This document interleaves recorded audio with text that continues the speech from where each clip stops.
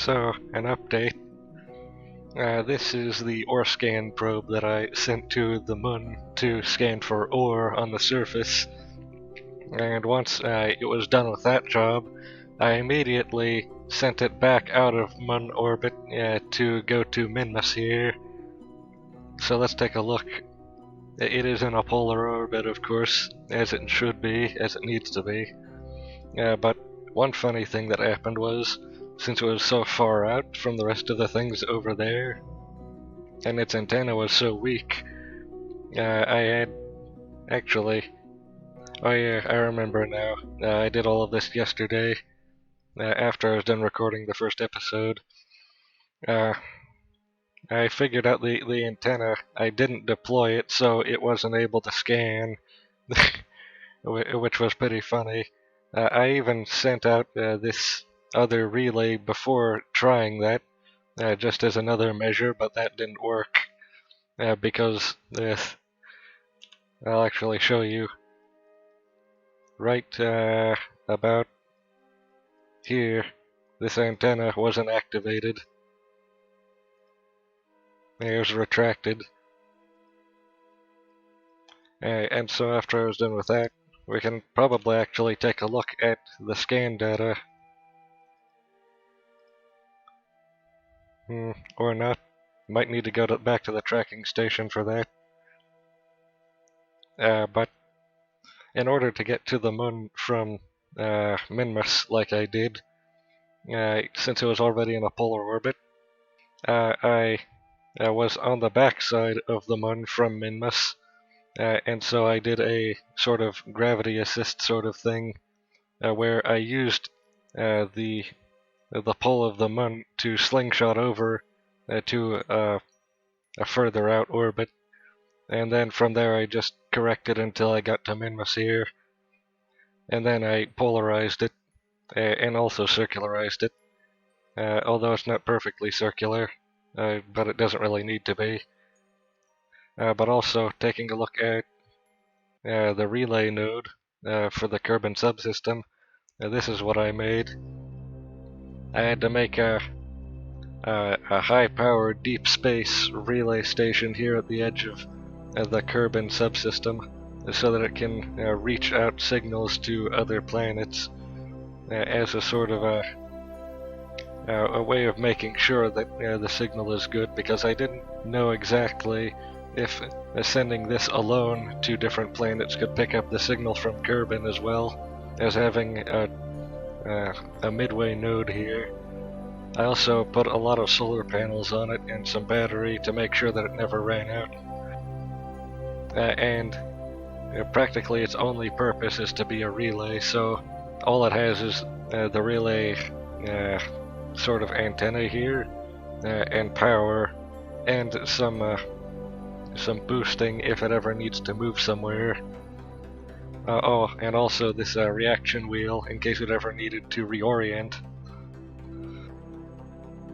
And I don't think I actually have any antenna on this other than the relay antenna, because it doesn't need one. But besides that, there's also some other things I've put up, like going over to the moon. Actually, now oh yeah, so now we can look at the ore scan data. I figured it out.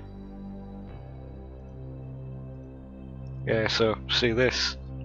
The entire surface, other than places like this, are covered in ore. So that would be a really good place to put a gas station, probably right along the equator here, on one of these flats, to make it easy to land there. And if we actually adjust the cutoff, we can take a look at what places have the very most ore of all. It doesn't appear that there are any places above 90%, but there are places above 80%. So actually, if we look for a place that is both a flat like this and also has ore like this above 80%, then that would be the ideal place to put a gas station, and so far this is the only place that looks to be viable for that on the equator. Yeah, like right about here. And so that's probably where I'm going to put the gas station for this planet out here. But a nice thing, I've actually already positioned a gas station on the moon. Actually, not a gas station. Well, technically it is, but it's also a refinery. So if we focus view back on that, and then go down to the surface, we can see here I've set up a gas station on the Kerbin-facing side of the moon, and this is what it looks like. So it has two regular-sized ore drills and one regular-sized refinery, and also some radiators for exhausting the heat from those. Some expansion ports on the sides here, and the primary docking port on the top for large tankers, and also the crew module here. There's not very much to say about this other than it has the storage for xenon here, as you can see. It has storage for monopropellant, for regular liquid fuel and oxidizer, and for ore. I only put on 2 small radial holding tanks because that's all you really need. I prefer to have this as sort of a middle for the excavator and refinery, because you can just have the excavators dump directly into these and have this dump that directly into the large fuel tank. And so instead of having big ones of these and small ones of this, they have it the other way around, and in the end you can store more refined product. But I'm not actually sure if the ore is higher or lower density than the refined product. If it's a lower density, then this is the ideal method of doing this. Another thing I'm going to need to do, I'm going to need to position a sort of gas station satellite around the moon, and have the tanker run between this and the satellite in order to have it be better for passing ships, because landing a ship on the moon isn't going to be as easy as just simply docking with a satellite in orbit around it. And docking with a satellite would be a lot safer too. Also, as you can see, I actually used a lot of the fuel and oxidizer getting down to the moon with this, and it's actually replenished all of it using the excavators and refinery. An interesting thing about this also is because of the way it takes most of its power from the solar panels, it only can really replenish at daytime, because at nighttime it runs out of power too quickly. And this is kind of an oversized booster for all of this, but I wanted to make sure that everything was going to work. But I probably should have used something smaller anyway, like one of the Rockomax sized ones instead of the, what is this, Kerbidine sized ones.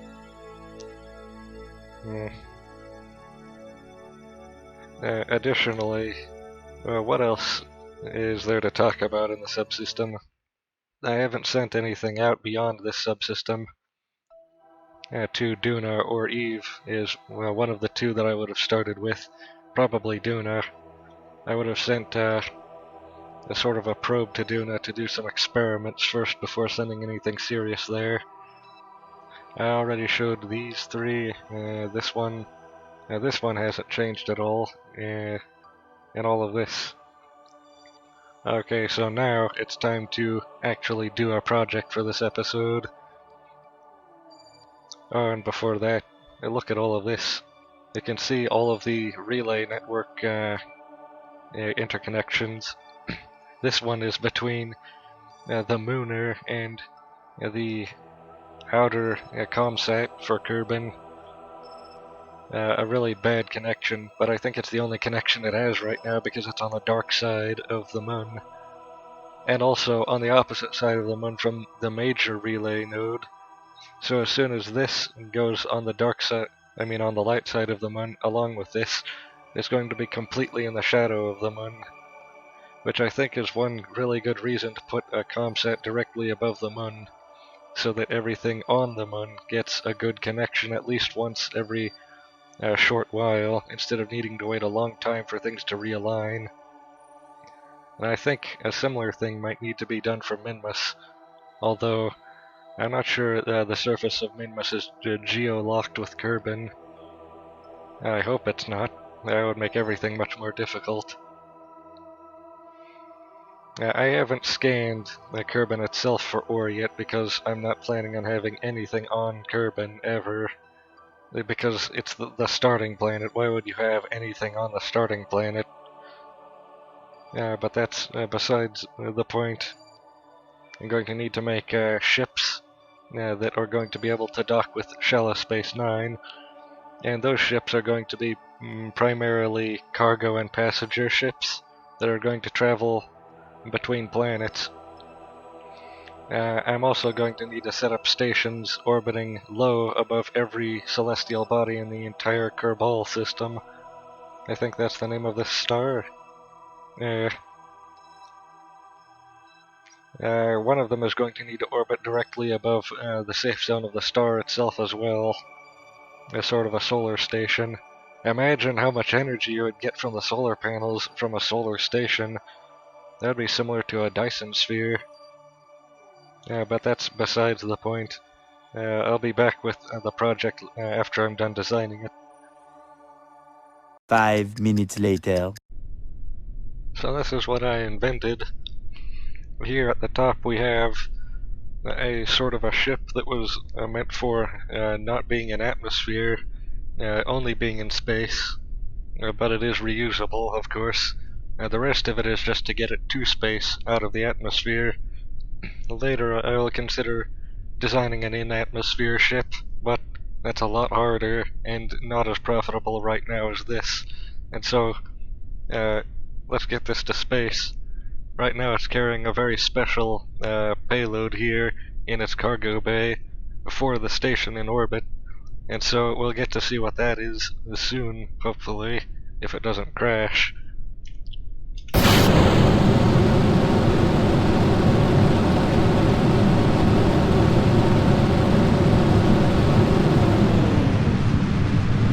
And since these solar panels are on the outside here with no protection this time, I'm not going to be accelerating the way I normally do, because that would likely tear the panels right off in atmosphere.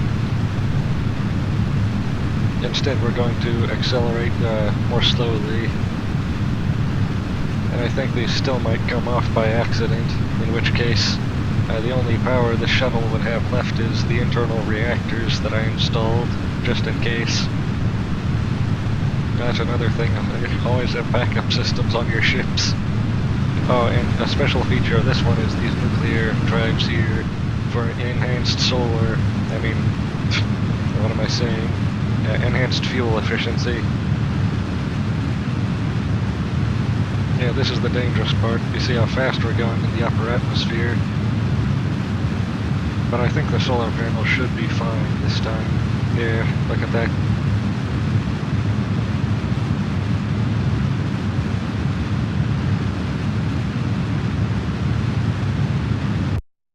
There. And now we're like this. So now at the apoapsis we can sort of bring the periapsis up to here. In fact, look how close to the station we are right now, actually. I'm going to just quickly set that as the target.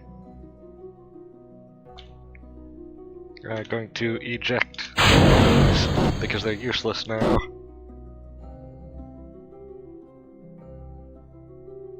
Look at that, the reaction wheel is barely strong enough to turn this at all.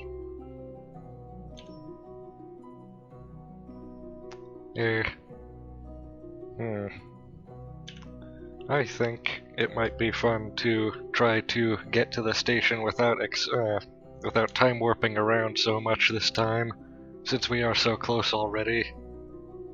Although I've never tried something like that before. I usually just get into a position where I can just time warp to the correct timing.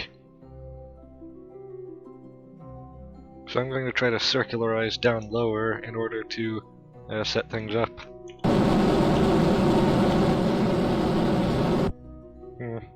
And it seems to be working as well.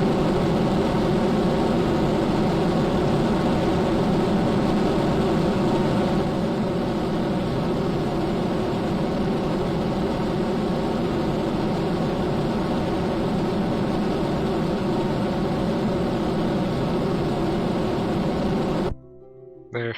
We can do the rest of the circularization at the apoapsis. Yeah, the difference in velocity vector is too great right now to dock with the station. We need to position ourselves better next time.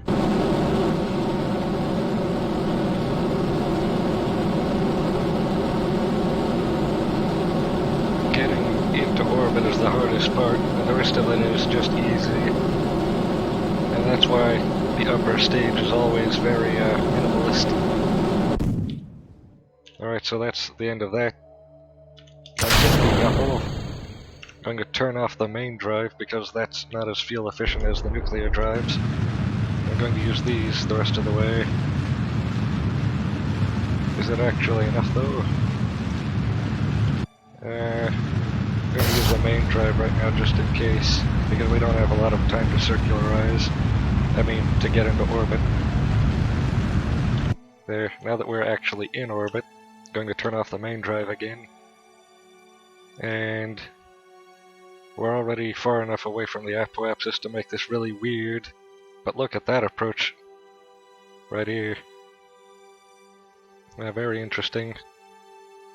So I'm going to time warp until we're back at the apoapsis and see if I can make that approach a little bit better, because it looks really good already.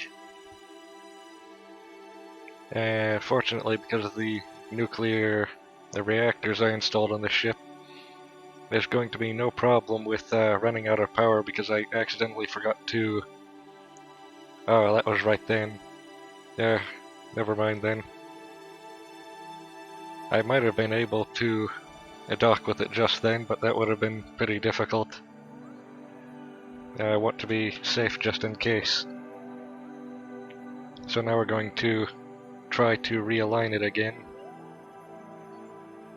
And also get back upright, because this is disorienting.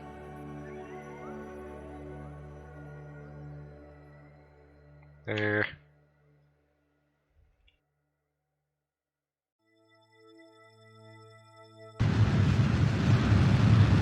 Let's see, now it's going to take longer, but it's going to be twice as efficient, I believe, because it is, I think, about twice the specific impulse. I'm not sure if that's exactly how that works, but I have a suspicion that it is. Yeah, look at how slowly that drains by percentage, and how far we've already come. Yeah, the nuclear drives are going to be really useful for interplanetary things we're going to do later.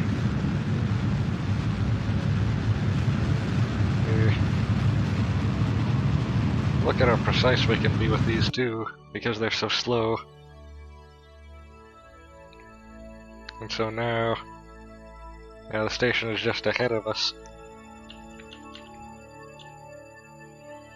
And we're going to lag behind it until such time as we fall so far behind that we come back ahead of it. Yeah, this is just going to take a couple cycles. In reality, this would be such a huge waste of time.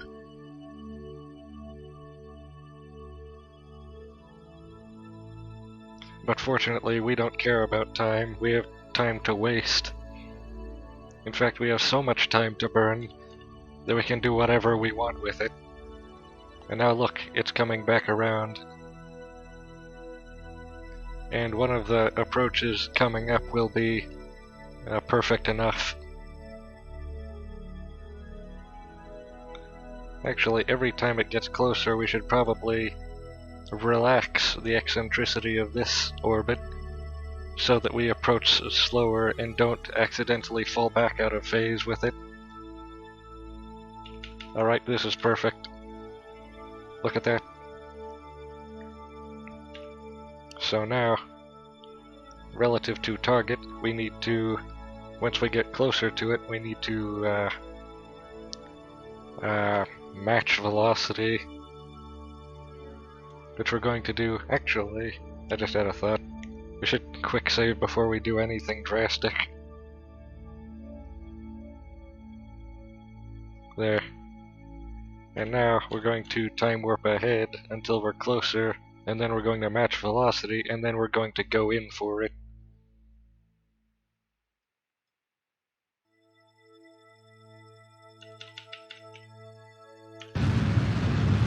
Then we're going to do that with the nuclear drives as well. And so this should make our orbit more circular as well. And look at that, it's dropping.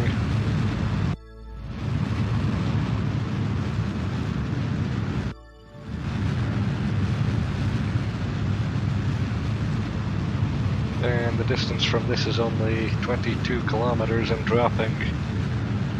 Yeah, very good. And then we can burn to target after we're done cancelling our velocity. You see, this is a good sign. And so is this, actually. Yeah, so once this hits around 0,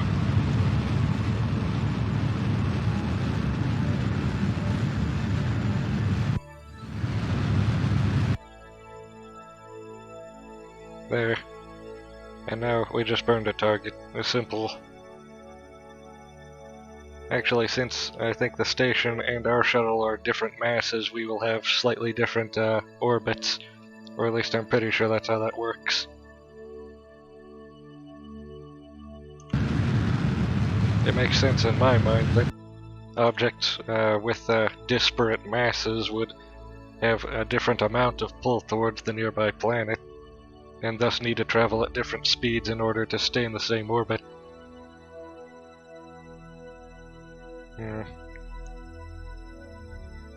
Although I'm not an orbital mechanics expert. We're still moving to it, just really slowly. So let's actually help that.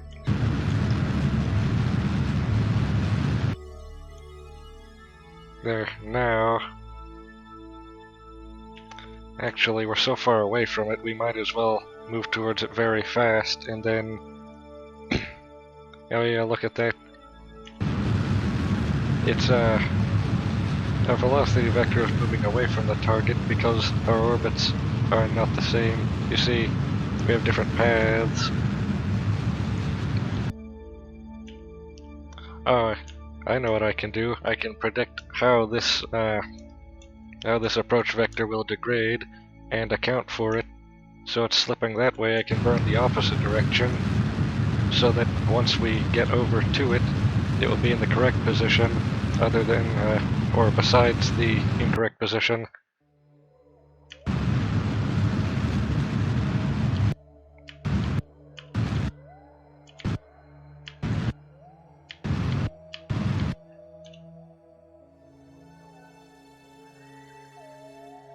Oh, I forgot to turn that off.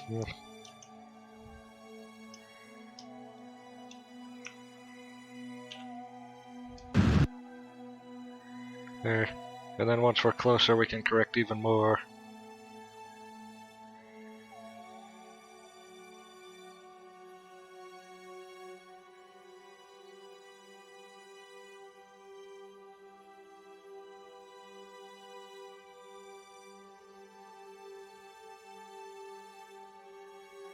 So, now I think we're going to want to turn on the main drive just for the extra immediate speed boost. There. And now that we are mostly cancelled, we can cancel the rest of our speed with the nuclear drives. Oh, look at how similar the orbits are actually. So, apparently, if we travel at the same speed in the same general area, we should have a very similar path. Oh, there. Now we are almost entirely cancelled. I really should have put reaction wheels on this other than relying on the internal reaction wheel. Oh, and you know what else? I didn't even put any RCS on this, so docking needs to happen entirely with the reaction wheel, the weak one in the cabin, and these engines here. So we're going to dock this to the station, and then we're going to position the spoon lift above this, and then we're going to eject the cargo at high velocity into the spoon lift so that it will catch it. That is if the cargo doesn't explode immediately upon exiting the cargo hold, which it might, because of the way I designed this. So now we're going to approach at about this velocity, and we're going to time warp. Oh, before we time warp we should point retrograde, so that once we're close we can just cancel again without needing to turn first.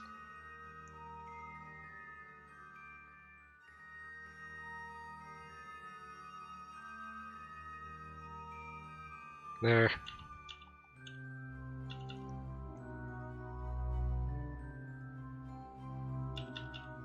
Also, I'm going to turn on the lights for our ship, which didn't work for some reason. That's weird. Precision. There, and now we can just dock like normal. The rest of this should be pretty simple, other than the cargo. I keep mentioning the cargo, but you don't know what it is yet, probably, unless you've watched this already. So this is going to be a pleasant surprise, I'm sure. So we're going to set this as the target. We're going to control from here, and also right now from here, and open shield. And now the rest is just docking like normal. Match target, and accelerate slowly. I'm going to manually take control of this for a moment, just to be safe.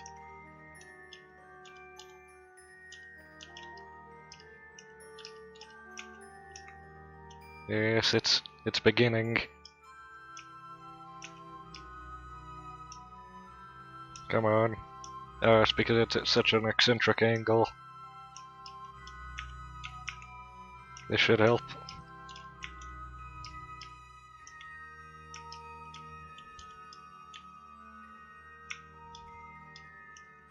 There. Perfect dock. A dock successful. And at not too bad of an angle either. I'm just going to turn those off as well now. With my my hotkeys I set. And now we can actually open the cargo bay from here, so that I can show you what's inside. It is an X junction, or a cross junction, for the station. And the reason I said it might explode out is because this part on the opposite side down there is kind of slightly clipping into this part, because it's technically too big for this this cargo bay I made. But that's part of the fun, figuring out how to...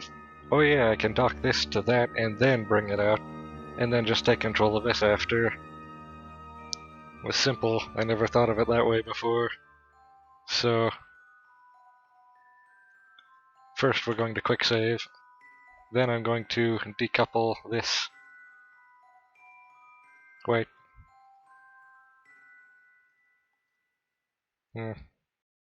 Yeah, I'm going to decouple now, and then I'm going to take control.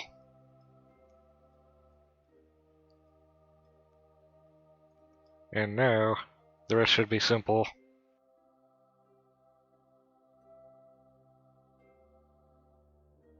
I forgot what the hotkeys for moving laterally are. I'm going to just try some keys at random. Okay, so that's those. Very strange.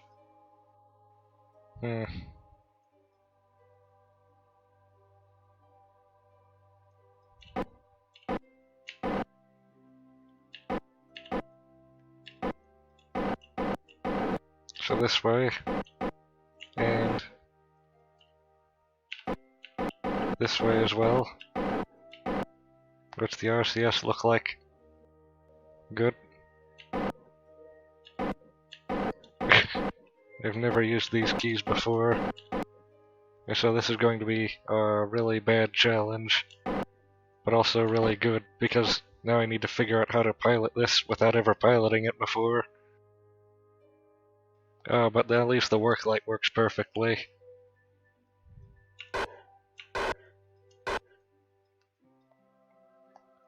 Yeah, that looks good.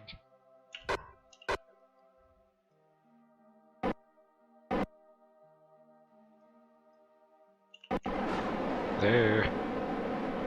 And now... Hold on.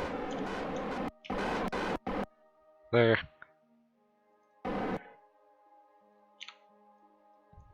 So that's now docked to the new port.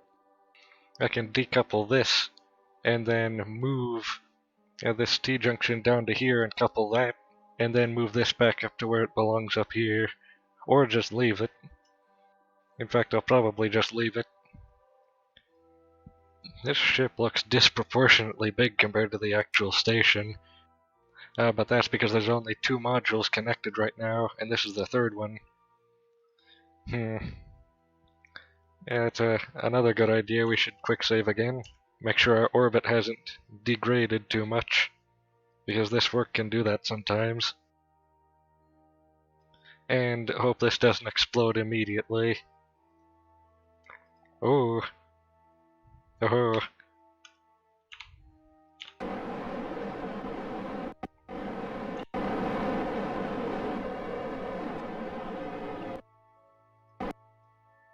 Hold on a second.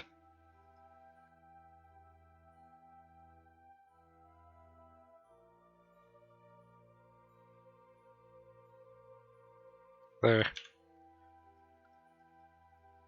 And now, 1.2 target automatically. And which button does that again? This one. There we go. It did launch pretty badly. Should probably actually cancel velocity before moving like that. Actually, hold on. Control from here. There, now face target. This should be much easier. There, look at that. Also going to activate this engine, just to make this easier.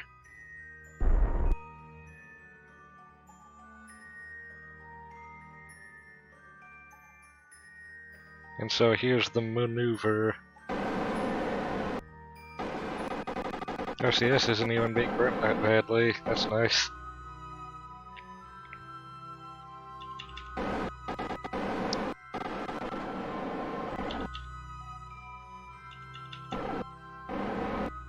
You see, the reason I don't want to dock it onto this node right here is because these batteries, they are like a spring, they will bounce, and that's not what we want. So, wow, this is a lot of fun. I should put RCS on more vehicles.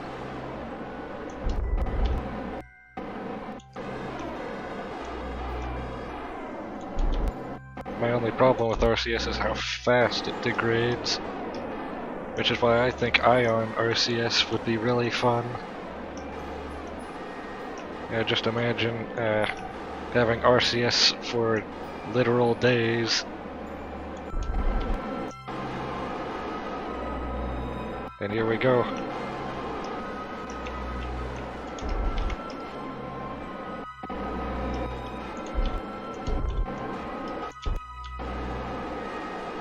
So now it should be as simple as carefully accelerating up to here.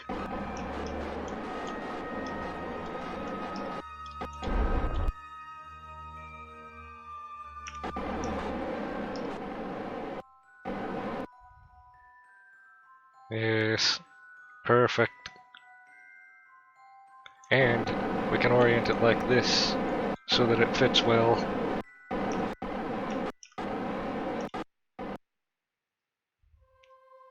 Oh, that's a problem. Just reverse some. And then, oh, right, I have RCS. This is confusing my brain. So first do this, and also this, and then this way.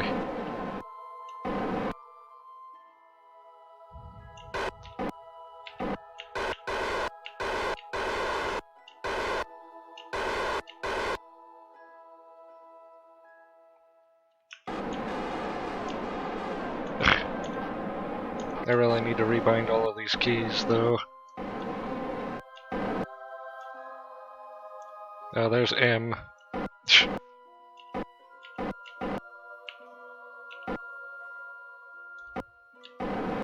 Yeah, I can't remember what any of these keys do at any time. At any point in time. Let's see if this works.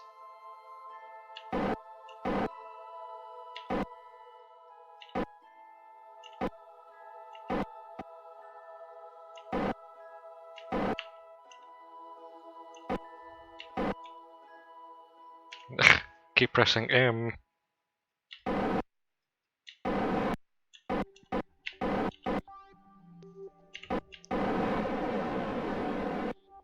This isn't laid out in any sensible way, by the way. It's just... Actually, what about this? I suppose this works better. Oh yeah, this does work a lot better. It would also help if I was in the right orientation. Let's see. No, this is wrong. We're running out of a lot of RCS right now. Alright, so getting things back on track. First, going to correct our orientation. Like this. So that looks normal, and that looks normal. And then going to bring it over to the correct location.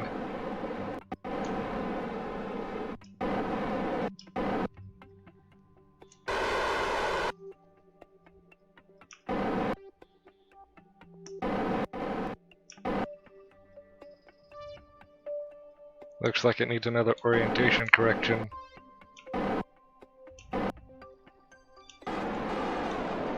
This is taking forever, I just noticed.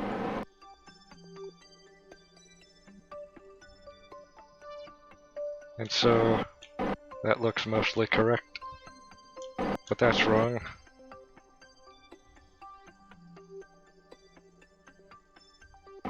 Here we go.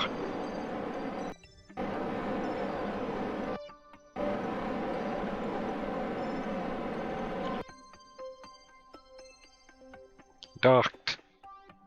I'm not going to try to move anything around for right now. I think I've had enough moving for one day.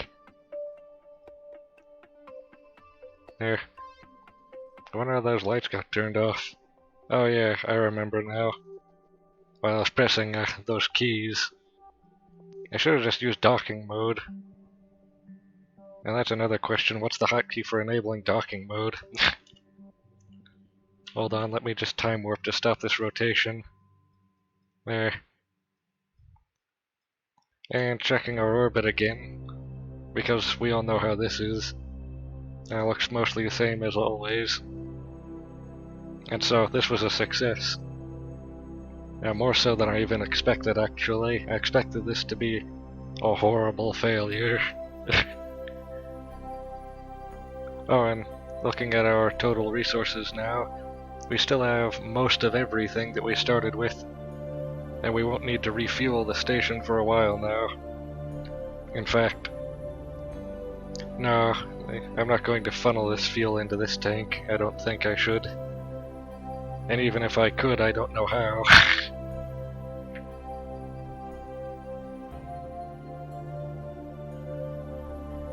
Oh, wait.